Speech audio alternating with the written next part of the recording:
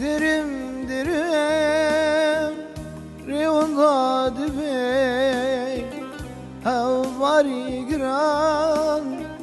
sermiran abey Ezib ömrüm ki sebebi Ezib ömrüm ki sebebi Dirim dirim rivanda dibey Havvari giran sermiran abey Ezib ömrüm ki sebebi Ezib ömrüm ki sebebi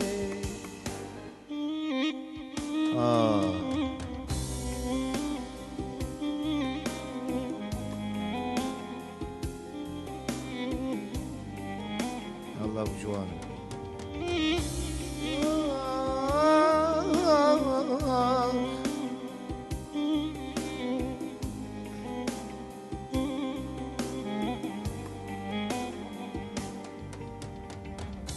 De bije bije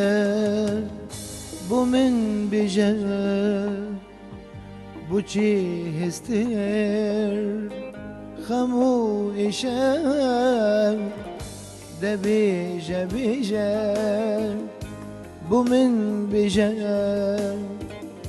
bu çi hester xamu işem ev dilimi tüm tereye evin amin bu tecmişde evin amin bu tecmişde evin amin bu tecmişde ev dilimin tüm tereye evin amin bu tecmişde evin amin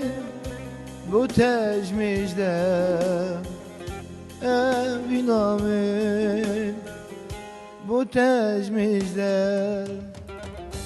dirim dirim revanda dübey Evvari giran sermiran abey Ezib ömrüm